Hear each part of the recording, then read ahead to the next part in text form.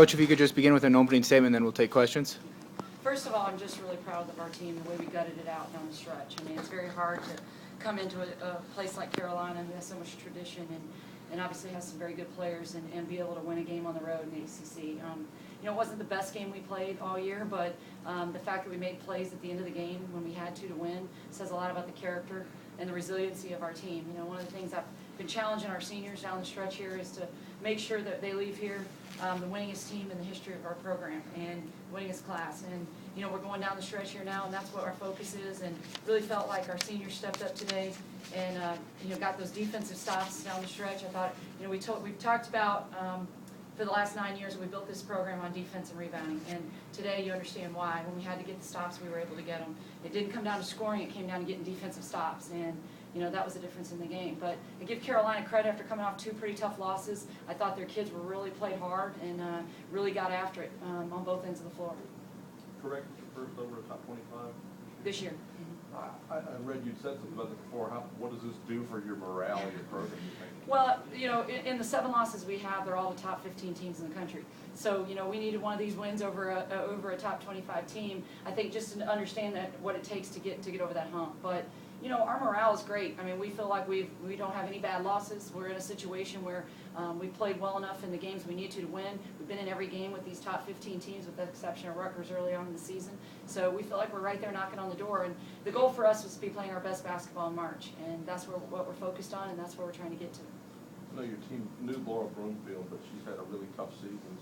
If you had a scouting report, there wouldn't be a whole lot on it. It would have shown the kind of thing she could do. There's no doubt in my mind who Laura Broomfield is and what she's capable of. I mean, you ask any pro scout in the country, and they'll tell you she's on the top of their draft board anywhere. That everybody knows what a tremendous athlete she is, what a great rebounder she is, all the things she can do. And this was one of her first starts of the year. I think she got a little bit more motivated to get out there at the beginning of the game. And I really watched her during warm-ups, and I could tell she was really focused and really into what she was going to do, and she was huge for them, no doubt. And I think she's one of the top players in the ACC. I mean, if she plays like that, she's as good as anybody. Sasha, what's it like to go out against their front line when they can keep throwing quality players? I mean, it's tough, like night in, night out, but that's the ACC. I mean, the ACC has full depth. Everyone's first line is great, from top to bottom, post players, guards, either way. So I just came in with the mindset that I have to go hard, I have to play my role for my team in order for us to be successful, for us to have a chance. I have to come in and focus on me. I can't focus on something I have no control over. I can't control how my opponents come out and play and perform. All I can control is myself, so that was what I was focusing on. Ty, can you talk a little bit? You had 8 of your 10 points in the second half. Was there anything that they were doing differently, or how did you were able to score? No, I just, I went inside myself, at the end of the game, we had got down, and I went inside myself and said, my team needs me, and we're going to do whatever we can as a team, and, as being as a team, I try to do what I can. So, Sasha talked to me, and, Mimi, and I just try to do what I could. I got, easy layups and some tough baskets at the end, and I think I did what I could to help my team win this game.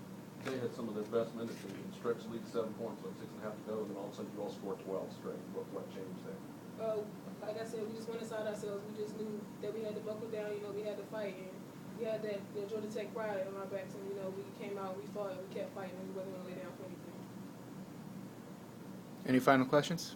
You think how important is it just to get a win against a team at this level when you know you need some later? Well, I think what really helped us down the stretch was the fact we have played those 7 teams that are in the top 15 in the country, and we learned a lot from those losses. And I think the biggest thing we learned, we played Wisconsin Green Bay. We had that game won, and they were intentionally fouling us down the stretch, and we missed our free throws.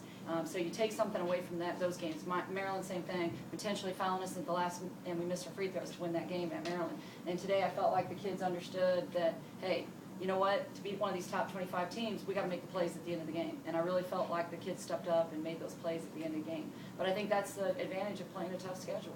You get seasoned and you understand what it takes in crunch situations. And this was a big game for both teams, no doubt about it. When you look at NCAA tournament, you're looking at seeding for the ACC tournament, this was a big game. And, for us to get this win, it means a lot for our program. There's talk out there, some saying that the ACC is down this year, but then you see Clemson win here and Virginia Tech beat Maryland and Boston College almost beat Duke. Is that just I don't think, I personally don't think the ACC is down this year. I think there's more parity. I think there's teams that are better at the top, there's more parity at the top, and there's more parity at the bottom. We have competitive games all the way across the board. You know, I don't know what people are seeing when they're saying that, but if you look at other conferences across the country, the top teams and the bottom teams, there's a big separation. In the ACC, like you mentioned, with the Duke and the Boston College, and Clemson and North Carolina, there's not a huge separation. Wake Forest is in every game. NC State's in every game. Virginia's in every game. I mean, there's not a lot of separation from the top to the bottom. There's just a lot of parity. Sasha, can you talk a little bit as we start to wind down the regular season? How important is it to go on the road and get a win? I mean, it's quality wins when it's on the road, because just for the simple fact that you're going in someone else's house. When you go in someone else's house, you have to take something from them. You can't come in expecting everything. You have to go in and you have to steal something from them.